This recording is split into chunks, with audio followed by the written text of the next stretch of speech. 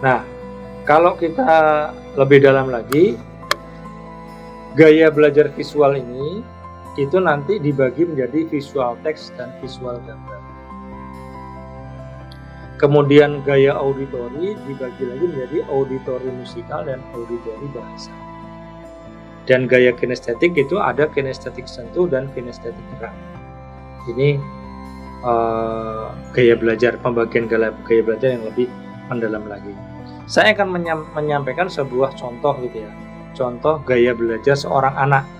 Jadi mestinya kita bisa melihat anak kita atau diri kita itu sebetulnya orang apa, orang yang memiliki gaya belajar seperti apa. Kalau ini kebetulan saya lakukan di sekolah saya terhadap anak didik yang kita lakukan tes, kemudian kita bisa membagi, kita bisa menilai berapa kecenderungan kepada si anak tersebut terhadap gaya belajar. Dari gaya belajar ini kita lihat angka 32,6% di visual, kemudian 33,63% di auditori, dan 33,76% di kinestetik. Nah, dari tiga hal ini yang paling tinggi angkanya ada di kinestetik, yaitu 33,76%. Mungkin Bapak Ibu akan mengatakan, ayah dan bunda sekalian mengatakan, ini kok bedanya cuma dikit ya, 32,6, 33,3, 33,7. Betul, cuma dikit. Tapi walaupun itu sedikit, itu sangat mempengaruhi yang bagaimana cara belajar si anak. Nah, kemudian kita lihat bagaimana hasil berikutnya. Dari 33,76 kinestetik ini ternyata 18,04 itu kinestetik sentuh. Dan yang tinggi juga di sini angka 17,9 auditori musik. Jadi anak ini itu anak yang mudah belajar dan mudah berkomunikasi dengan kinestetik sentuh, melakukan gerakan operasional, merabaan, dan sentuhan tubuh. Dan dia juga bisa mudah belajar dengan auditori musik, mendengar notasi, nada, ritmik, dan akustik. Anak ini itu kalau kita berdiskusi dengan dia akan lebih mudah menangkap pelajaran, menangkap informasi itu dengan auditori dan kinestetik. Jadi contoh gini ya, anak yang auditorinya besar, tinggi, itu belajar dengan mendengarkan dengan telinganya. Indera telinganya lebih peka. Sehingga dia apa? Dia kalau belajar matematika itu tidak sama dengan anak visual. Anak visual belajar matematika itu dengan duduk di meja dan kemudian membaca buku. Membaca. Tapi anak auditori itu harus disuarakan apa yang ada di buku itu. Jadi misalkan anak visual itu menghitung 1 tambah 1 sama dengan 2 itu langsung ditulis dari matanya, dia langsung berpikir 1 tambah 1 sama dengan 2. Tapi anak auditori untuk memudahkan dia menghitung, itu dia harus menyebut angka 1 tambah 1 sama dengan 2, itu seperti itu. 4 kali 4 sama dengan 16. Jadi harus ada suara yang masuk walaupun suaranya sendiri. Anak-anak auditori, anak-anak visual kalau menghafal Al-Quran itu ada Al-Quran di depannya dan dia kemudian membacanya, menghafalnya dengan membacanya. Tapi anak auditori menghafal Al-Quran itu dengan mendengarkan, apalagi kalau ada intonasinya gitu ya, ada tartil yang bagus gitu. Itu akan lebih mudah bagi anak auditori untuk menghafal. Dia tidak perlu melihat. Nah, sementara anak kinestetik itu kalau dia belajar, itu dia menyentuh bukunya. Jadi kalau dia belajar matematika 1 tambah 1 sama dengan 2, maka jarinya itu menyentuh angka 1, angka tambah, angka 1 lagi, angka sama dengan, dan angka 2. Jarinya disentuhkan di bukunya. Kalau anak kinestetik menghafal Al-Quran, itu juga menyentuhkan tangannya di Al-Qurannya. Jadi jarinya ikut ngikutin apa yang dia baca. Itu akan lebih mudah dia menghafal. Nah, disinilah seringkali terjadi kalau ada orang tua atau ada seorang bunda gitu ya, menyampaikan kepada kami, Pak Arif, anak saya kok susah disuruh belajar, bagaimana caranya supaya anak bisa disuruh belajar? Nah, biasanya kemudian saya tanya kepada orang tua tersebut, kepada bunda tersebut, nilai-nilai di sekolahnya bagus tidak? Kalau nilai-nilainya bagus, berarti dia itu ya sudah belajar dengan caranya dia sendiri. Nah, rupanya si anak itu memang tidak pernah belajar duduk di meja, duduk di kursi di belakang meja. Nah, padahal bundanya itu mendefinisikan belajar adalah duduk di kursi di belakang meja, depannya ada buku, itulah belajar. Sementara si anak punya definisi belajar yang berbeda. Akibatnya orang tua, bundanya menuduh si anak tidak pernah belajar. Sementara anaknya merasa sudah belajar, tapi dituduh oleh bundanya itu tidak belajar. Nah, ini kalau misalkan konfliknya makin lama semakin runcing, bisa anak emosi, bunda juga emosi. Itu seperti itu. Oleh karena itu, kenali dulu gaya belajar anak kita itu seperti apa. Itu begitu. Nah, yang repot adalah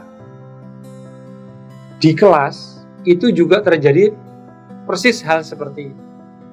Guru ketika di kelas itu mengajar, kan rata-rata anak itu ya dari 3 visual, auditory, kinestetik ini ya 30%, 30%, 40%, karena kira-kira seperti itu. Nah, anak-anak visual itu memang bisa menyimak apa yang disampaikan oleh guru. Guru nulis di papan terus dia bisa menyimak.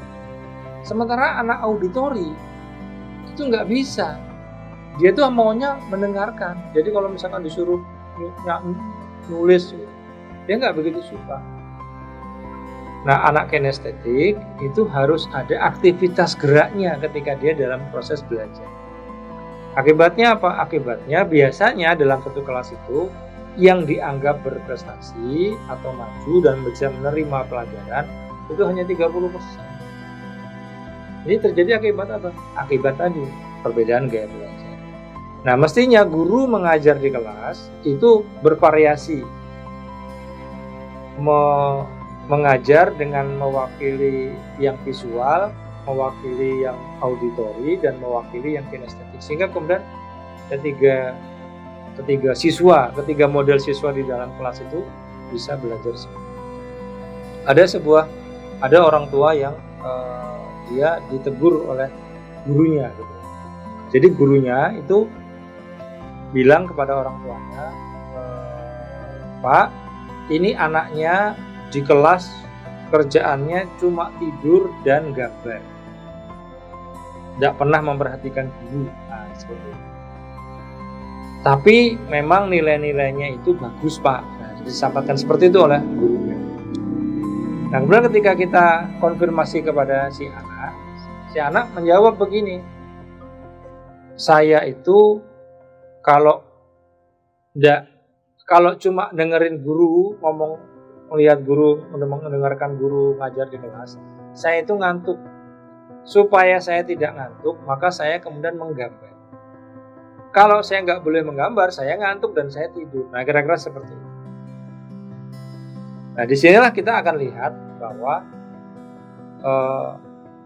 si anak ini ternyata berbeda gaya belajarnya dengan guru yang menyampaikan mata pelajaran tersebut.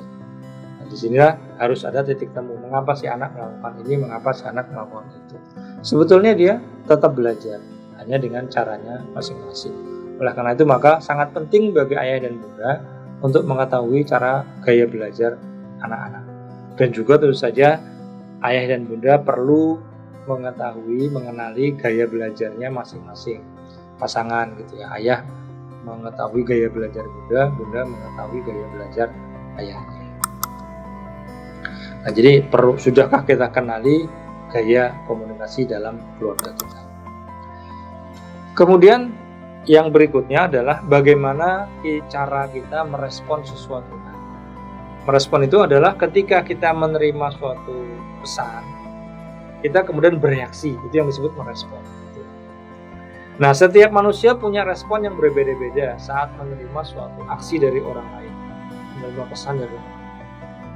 Ya, sehingga kita bisa melabeli orang gitu ya. Ada istilah orang pemarah, ada orang sabar, ada orang dablek, ada orang cuek dan lain-lain. Nah, ini sebetulnya disebut sebagai learning communication character, atau bahasa kitanya tipe berpikir. Tipe berpikir. Nah, tiap kita itu punya tipe berpikir yang berbeda-beda. Ada 4 tipe berpikir manusia gitu ya. Ada affective learner, ada reflective learner, ada cognitive learner, ada critical thinking. Affective learner itu seringkali mengedepankan perasaan ketika dia berpikir. Nah, susah ya, berpikir mau pakai perasaan, tapi mengedepankan perasaan. Kemudian ada cognitive learner, mengedepankan logika. Jadi begitu menerima informasi, dia olah dulu seperti itu.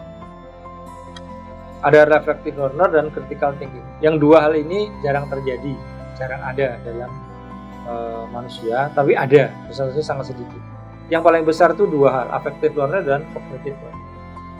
Orang yang cognitive learner-nya lebih tinggi daripada affective, itu biasanya memiliki kecenderungan untuk logis, berpikir logis. Menerima sesuatu, dia langsung memikirkan logis dulu, dia berpikir dulu. Ketika menerima aksi ataupun menerima pesan, dia berpikir dulu. Kemudian, tapi sebaliknya orang atau yang afektifnya lebih tinggi daripada kognitifnya, itu yang mendahulukan perasaan. Misalkan gini ya, seorang anak yang afektifnya lebih tinggi, itu kemudian ketika dibilang, wah bajumu jelek gitu, itu langsung dibawa ke hati. Kemudian dia minder, karena apa? Karena bajunya jelek. Tapi orang yang kognitif, anak yang kognitif dibilang bajunya jelek gitu, dia biar aja bajunya jelek, baik aja dia. Nah, ada beberapa orang tertentu yang karena kognitif learner-nya jauh tinggi, sementara afektifnya rendah, reflektif rendah, critical thinking rendah, dia malah double. Nah, namun anak-anak seperti ini, ya, jadi ini ya, tipe-tipe aktif berpikir ini itu bukan kemudian ada yang lebih baik daripada yang lain, ada yang lebih jelek daripada yang lain, tuh enggak.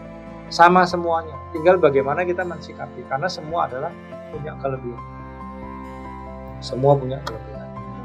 Nah, kelebihan-kelebihan itulah yang harus kita gali, bukan malah kita jatuhkan. Orang yang misalkan punya perasaan itu tadi ya, afektifnya tinggi misalkan seperti itu juga punya kelebihan, nantinya bisa menjadi orang yang sangat peduli kepada orang lain. Itu kira-kira seperti itu.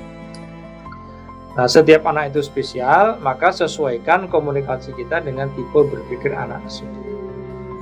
Jadi jangan sampai kita punya anak yang perasa afektifnya tinggi, tapi kita perlakukan dengan cara logika, karena bapaknya mungkin atau bundanya, ayahnya atau bundanya itu kognitif gitu ya, sementara anaknya afektif gitu. Itu harus disesuaikan. Atau sebaliknya, orang tua yang afektif gitu ya, sementara anaknya kognitif, ini orang tua bisa keloro-loro bahasa Jawanya gitu, sakit hati gitu terhadap perilaku anak kok nggak sopan sama orang tua. Nanti kira-kira seperti itu ya, bisa jadi muncul, padahal mungkin si anak tidak bermaksud seperti itu.